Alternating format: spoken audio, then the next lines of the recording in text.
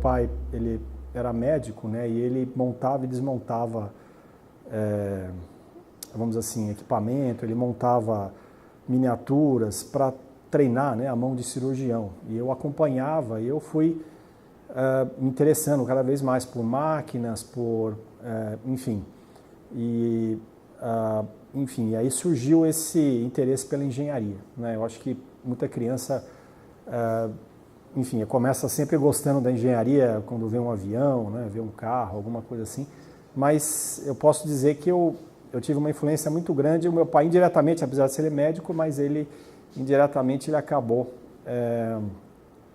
me motivando, né, a trabalhar com montagem, desmontagem de máquinas, de miniaturas, e isso foi me despertando bastante interesse na área de engenharia. Isso, desde que eu, vamos dizer assim, quando eu tinha 10, 11 anos de idade, eu já sabia que eu queria fazer engenharia, então não havia dúvida com relação a isso, né? Nunca houve, vamos dizer assim, até o momento de eu fazer vestibular, quer dizer, foi uma trajetória em que eu nunca tive dúvida. Eu sempre gostei da área de matemática, física, química, enfim. Então, basicamente, para mim foi uma coisa um pouco natural, né? Não houve assim um questionamento, né, de eventualmente se eu gostaria de, né, atuar em outra área, né, de medicina ou humanas. Nunca houve esse questionamento. Eu sempre gostei de engenharia. Eu fiz o meu bacharelado, né, quer dizer, graduação em engenharia mecânica na Politécnica, me formei em 90. Depois eu fiz o mestrado em engenharia mecânica aqui na Escola Politécnica, terminei em 93. Aí eu fui para os Estados Unidos, eu fiz doutorado na Universidade de Michigan, Ann Arbor, em engenharia mecânica, e terminei em 98, né? E eu comecei a dar aula na Poli em 92. Naquela época a Universidade de São Paulo contratava professores que não, vamos dizer assim, tinham doutorado ainda, né? Então eu me afastei para fazer o doutorado, e aí quando eu retornei, eu prestei o concurso para atuar como professor doutor em 99, e aí eu fui seguindo minha carreira, me tornei professor associado em 2004 e professor titular em 2005, quer dizer. E eu fui professor titular bem jovem, com mais ou menos 35, 36 anos, e desde então, enfim, tenho seguido minha carreira. Já fui chefe de departamento. O departamento que eu atuo é no departamento de engenharia mecatrônica, né? Na verdade, quando eu comecei a dar aula na Poli era engenharia mecânica, e em 1999, mas naquela época eu já atuava dentro de um grupo que era o grupo de mecatrônica dentro da mecânica, né? E esse grupo nucleou essa área de mecatrônica dentro da mecânica e se separou da mecânica em 99, onde foi criado o departamento de engenharia mecatrônica, né? Que é onde eu fiquei. E ali eu fiz a minha carreira, né, e vim a ser o chefe de departamento de 2011 a 2015, né, depois eu fiquei 2 anos sem estar na chefia, agora voltei a ser o chefe, né. Então, eu sempre gostei, embora a minha formação no departamento de engenharia mecatrônica, nós temos professores com formação de eletrônica e mecânica, né, porque, vamos dizer assim, o curso de mecatrônica em si, ele é algo, vamos dizer assim, que começou a formar a primeira turma ali por 91, um pouco mais tarde, 93, 94, por ali. Então, agora que nós começamos a ter os professores com formação de mecatrônica, vamos dizer assim. Mas eu sempre gostei ali da mecatrônica por ser uma área multidisciplinar, né, que ela envolve temas na área de mecânica, eletrônica e computação. Então, é uma área que eu acredito que a multidisciplinaridade, quer dizer, eu não, né? Quer dizer, a tendência que a gente vê no mundo é que a multidisciplinaridade na ciência é o futuro, né? Quer dizer, cada vez mais o engenheiro, o profissional, ele está, vamos dizer assim, os problemas, né, exigem multidisciplinaridade para serem resolvidos. A minha área de pesquisa é na área de simulação computacional aplicada à otimização de sistemas multifísicos em engenharia, né? Vamos dar um exemplo mais clássico, eu coloquei aqui, posso... Então, aí do lado tudo bem. Isso, aqui do lado tudo bem, né? Então, basicamente você pode entender como é que funciona isso. O que você tem aqui é uma peça mecânica projetada de forma tradicional, certo?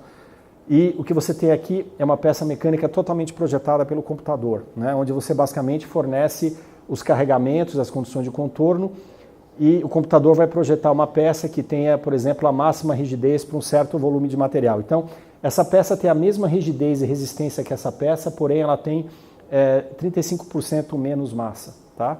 Então, se você segurar as duas peças, você vai sentir essa variação de peso. Né? Basicamente, o que eu me dedico é a estudar o sistema simulação computacional, métodos computacionais que fazem esse tipo de projeto, não só para sistemas estruturais, mas, como eu falei, sistemas multifísicos. Então, otimização, por exemplo, de motores elétricos, otimização de motores piezoelétricos, otimização de sistemas fluídicos, né, que eu trabalho bastante, projeto de, por exemplo, sistemas térmicos. Né, então, a técnica se aplica para diferentes áreas da física, não só a área estrutural. Né. Aqui um outro exemplo também de onde essa técnica é usada. Isso aqui, por exemplo, é um material compósito, né, tipo do que você usa nos aviões da Embraer, por exemplo, e se você olhar de perto aqui, você vai ver que ele é formado por fibras. Né. Então, através de técnicas de otimização, você orienta o posicionamento dessas fibras de maneira a fazer com que isso aqui tenha uma alta resistência e uma alta rigidez. Depende da função objetivo, existem outras, né? E você pode segurar aqui, você vê que o negócio é extremamente resistente, né? Fibra de carbono aqui no caso. Então, enfim, todos os sistemas de engenharias atualmente, eles são projetados para o computador. Quer dizer, a tendência é que você não tem mais aquela interferência do engenheiro, vamos dizer assim, no sentido, antigamente como é que era? Você tinha um engenheiro que tinha lá 40 anos de experiência e ele fazia o projeto, por exemplo, daquela peça. Né? E hoje em dia não é mais assim. Então você tem um software, né, que através de um sistema computacional que faz o projeto otimizado daquela peça de maneira a atender uma certa critério de desempenho, restrições, que isso é passado, vamos dizer assim, de acordo com a necessidade, de acordo com o problema que se tem em mãos. Né? Então essa é a minha área de estudo. O avanço dessa área, como eu falei, por exemplo, você tem, por exemplo, no caso aqui, pensando na redução de massa das peças. Né? Se você pensar na indústria aeronáutica, é essencial. Basicamente, os aviões hoje em dia são projetados com essa técnica. Você reduz a quantidade de massa e você, portanto, pode carregar mais carga no avião. Né? Se você pensar no automóvel, você reduz a massa dele, consequentemente ele gasta menos combustível, e isso também tem a ver até com a emissão de CO2. Né? Portanto, se você tem uma peça mais leve, é menos material que você transporta, menos material que você, vamos assim, consome, né? No sentido lá, pensando em aço, né? Que você vai processar, consequentemente você reduz, contribui indiretamente até para reduzir as emissões de CO2. Mas, vamos assim, pensando de uma forma mais pragmática, você tem, a curto prazo, um aumento de desempenho dos sistemas de engenharia em geral. Então, esse é o grande impacto que você consegue com essas técnicas de otimização. É uma pergunta bem simples de responder. Né? Quer dizer, como eu falei, eu já estudei fora, passei 4 anos fora e constantemente eu vou para o exterior. Ora, nós estamos na chamada economia do conhecimento. Né? Então, hoje em dia, basicamente, é fundamental o desenvolvimento econômico de um país é relacionado com a quantidade de conhecimento que ele consegue gerar. Existe muita controvérsia na mídia, o pessoal fala muito em o Brasil é um país com muitas riquezas, o Brasil é um país com muita terra para plantar, o Brasil é um país com muita... Mas acontece que o que interessa, vamos dizer assim, é a questão do valor agregado do que você faz. Então, você pode ter riquezas, você pode ter terra para plantar, mas se você não tem conhecimento, se você você não gera conhecimento, você não consegue transformar esses recursos naturais que você tem em produtos de valor agregado, né? E, consequentemente, a sua economia ela fica enfraquecida.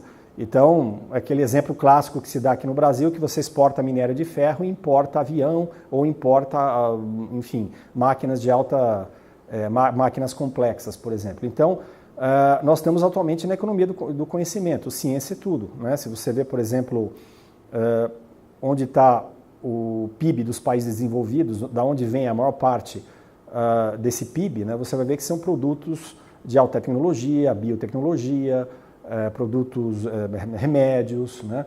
E assim por diante. Então, nós estamos na economia do conhecimento E eu diria para você que ciência é o principal motor das economias desenvolvidas e eu não vejo muito como a gente fugir desse modelo, né? Eu não consigo, na minha opinião, pelo menos do meu conhecimento, da minha visão particular, eu não vejo como o país pode fugir disso.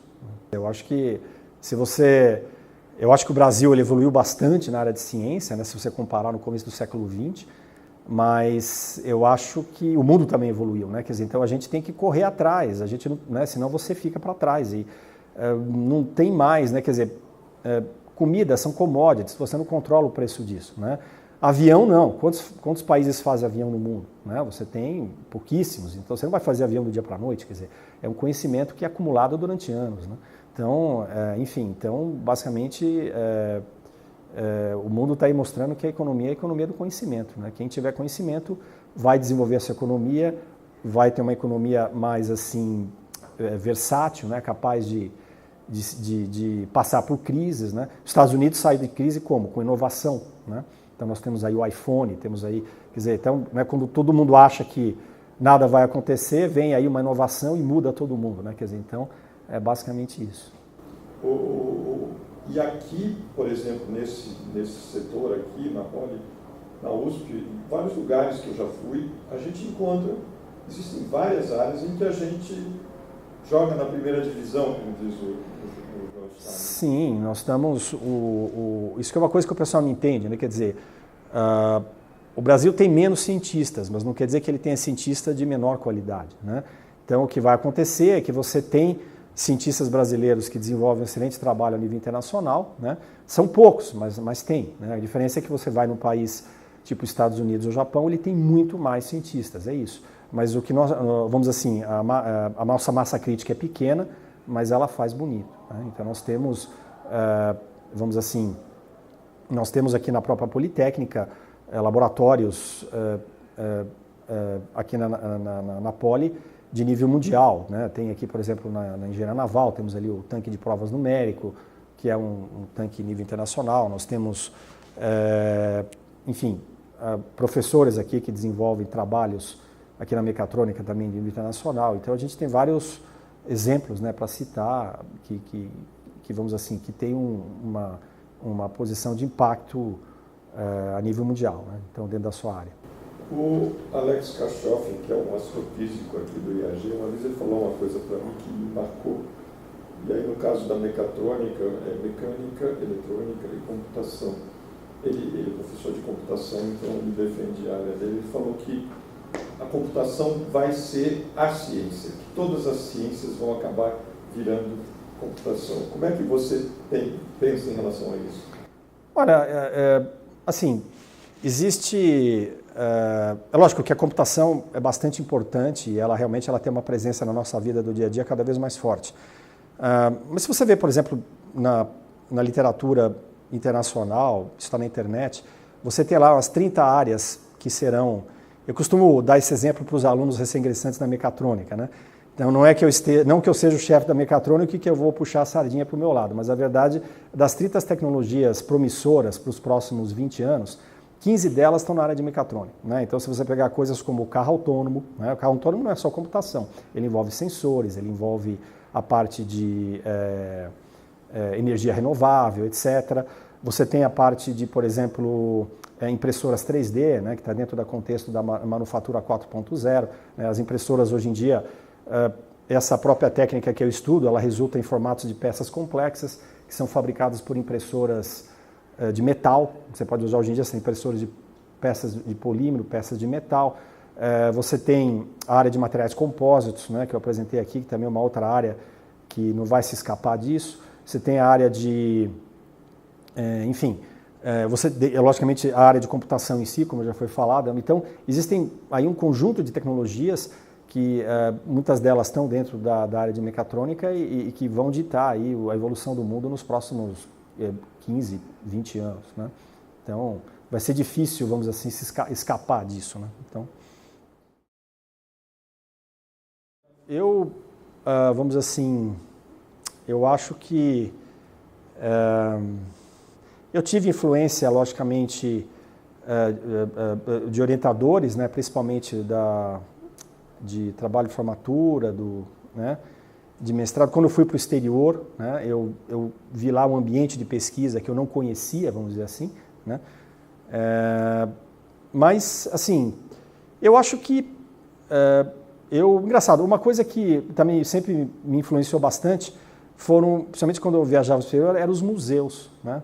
Os museus, eles mostram para você como se dá a evolução da engenharia, né? Então, eu acho engraçado, isso é uma coisa que eu percebo que falta muito, né? Por exemplo, hoje em dia, quando os alunos estudam um tópico de engenharia, eles acham que aquilo caiu do céu, né? Quer dizer, que aquilo sempre foi daquele jeito. Vamos falar, por exemplo, de um motor de automóvel, né? Então, você explica para ele como funciona o motor de automóvel, ele acha que aquele motor que você vê hoje em dia no seu carro sempre foi daquele jeito, né? E, na verdade, não é assim, né? Quando você mostra para ele a história da engenharia, né? Quer dizer, olha, não começou desse jeito, isso aqui é resultado de uma evolução de anos, né? Aquilo, né, o aluno, é interessante, aquilo passa uma motivação do sujeito de ele entender que a ciência e a evolução se faz em degrau, se faz em pequenos passos. Isso motiva, né, o sujeito. Às vezes o sujeito vê um sistema complexo e desanima, porque ele acha que aquele é muito complexo e ele não consegue entender. Se você explica para ele que aquilo nem sempre foi assim, né, começou de uma forma simples e evoluiu, então é uma forma de motivar o sujeito a estudar e ver que realmente tudo é uma questão de estudar mais e ter mais tempo, né? Então isso me motivou também. Quando a presença de museus, a ida em museus de engenharia, principalmente no exterior, motivou o aprendizado, né? Então, eu lembrei do Deutsche Museum. Deutsche Museum, é esse que eu estava pensando aqui. Esse é um museu que me marcou muito, porque a gente teve o incêndio aí do Museu Nacional, né, que eu já fui lá, mas eu nunca vi um museu como o Deutsche Museum aqui no Brasil daquele estilo. Quer dizer, você vai lá, é uma coisa impressionante. Aquilo para mim me impactou muito, porque eu via em todas as áreas de engenharia, eles tinham ali coisas a contar, né, vamos dizer assim. E aí você vê a evolução das máquinas, aquelas máquinas antigas que você só vê nos livros, né, a primeira máquina de James Watt, coisas assim, você vê isso lá. E você vê que, puxa, né, essas coisas demoraram para crescer, demoraram para se desenvolver. Então, eu acho que isso é importante, eu acho, na educação e na motivação dos jovens, para eles entenderem que os sistemas complexos que você tem hoje, eles não vieram, eles não se tornaram assim do dia para a noite. Aquele é um processo evolutivo do conhecimento humano. E aquilo eu acho que eles têm que entender que quando a coisa começou talvez como eles agora fariam se você pedisse para ele começar a estudar aquilo, né? Então, isso eu acho importante. Então, o Deutsche Museum foi um museu que me marcou, por exemplo. Eu acho que o principal ponto é a motivação, né? Quer dizer, o que eu faço em geral, quando eu começo com o aluno que está a fim de trabalhar, o que eu reconheço nele é que existe uma motivação. Da onde veio essa motivação, esse interesse pela ciência, eu não sei. Quer dizer, algo que começou com ele lá atrás, talvez como começou comigo, pela influência do meu pai ou o que seja. Mas o fato é que, quando esse aluno chega, existe nele uma motivação, né? Então, o que a gente tem que fazer é explorar essa motivação, é pegar essa motivação e direcionar para um trabalho que ele, vamos dizer assim, que ele se sinta feliz em atuar, que realize, né? Então, eu acho que é isso, quer dizer, e eu digo o seguinte, quer dizer, para os alunos, quer dizer, eu acho, como eu falei, nós estamos na economia do conhecimento, né? É muito comum, o fato de você estudar mais não faz mal, né? Então, é importante você estar estudando mais, você estar se aperfeiçoando, por quê? Porque o mundo é assim, né? Quer dizer, então, enfim, se você, enfim, não vai encontrar seu espaço aqui no Brasil, você vai no exterior, mas enfim, o mundo pede por conhecimento. Então, eu acho que se o aluno tem motivação de estudar engenharia, ou que seja, tem capacidade, ele deve estudar, ele deve avançar, né? E se ele se identifica com uma área específica da engenharia em que ele se motiva mais a atuar, deve atuar nessa área e deve se qualificar. Então, eu acho que qualificação nunca prejudicou ninguém. Então, eu acho que isso é bobagem, né? Às vezes a gente ouve os alunos falar, não, professor, mas se eu estudar demais, a empresa não vai me contratar. Eu falo, olha, então eu acho que você deve pensar 2 vezes antes de procurar essa empresa, né? Porque não é assim, né? Então, não é assim que funciona lá fora. Então, eu sempre procuro identificar essa motivação nos alunos e direcionar essa motivação para um problema que eles se sintam realizados em atuar, né?